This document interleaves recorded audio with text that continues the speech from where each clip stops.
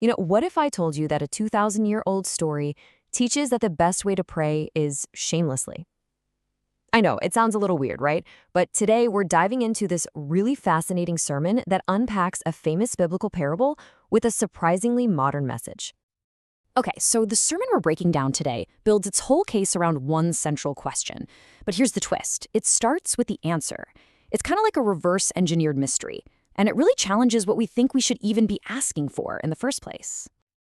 So let's just pause for a second. I want you to really think about this. If you could ask for anything, anything at all, what would be the single greatest gift you could get from prayer?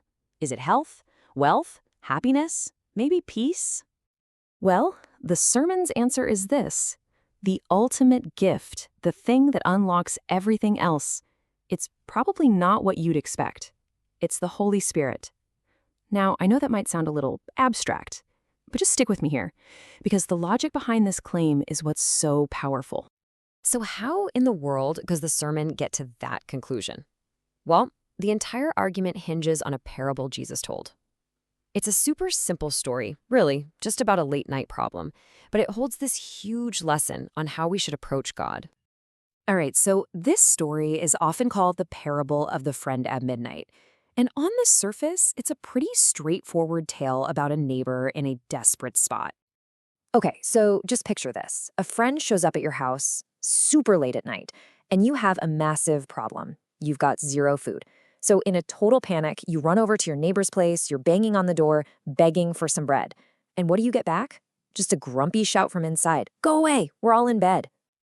Now for us, this just sounds annoying, right? But in the ancient Middle East, this was a full-blown crisis.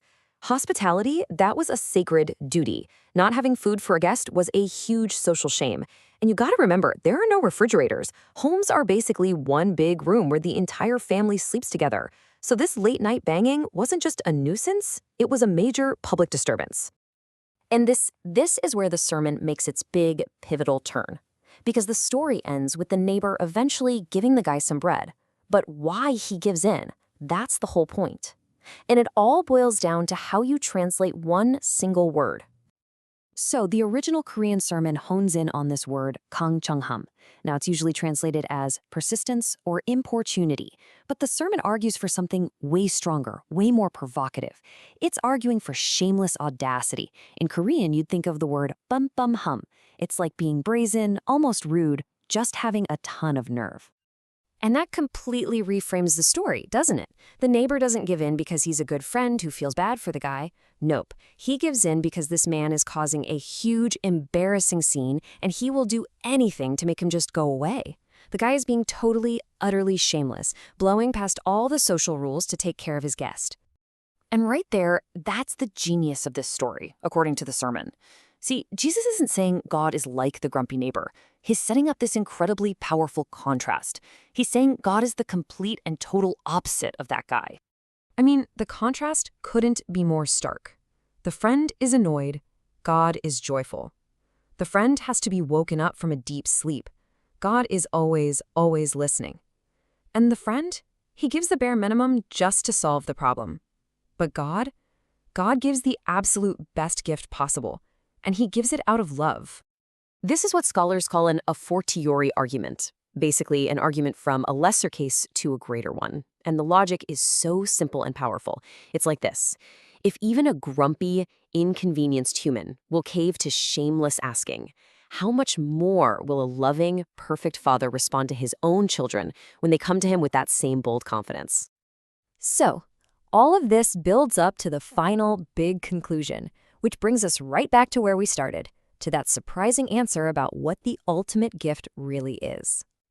So why the Holy Spirit? Well, the sermon uses this fantastic metaphor. It calls the Holy Spirit a master key. And think about that for a second. A master key doesn't just open one door, right? It's designed to open every single door in the building. So what doors does this master key unlock? Well, according to the sermon, it unlocks the really big ones. We're talking about overcoming that persistent, nagging doubt, conquering the fear of death, finding the strength to forgive really deep wounds. Basically, it's the key that changes your entire perspective on life and gives you the strength to do what seems impossible. I mean, that's a powerful, really inspiring idea.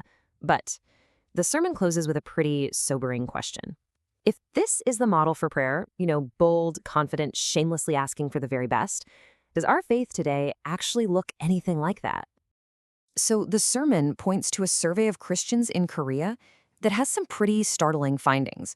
First off, only about 1 in 4 people even regularly carves out time for dedicated prayer. So the majority, they aren't even knocking on the door. And then there's this, which is maybe even more telling. Of that smaller group of people who do pray, a full 60% admit they don't have any real confidence that they'll get an answer. So they're knocking, sure, but they don't actually expect the door to open. And so all of this leaves us with a final, really critical question to chew on. The parable shows us this model of bold, shameless prayer, totally confident in a loving Father. But the data suggests a reality that's full of hesitation and doubt. So you have to wonder, what's creating that massive gap? And what on earth would it take to close it?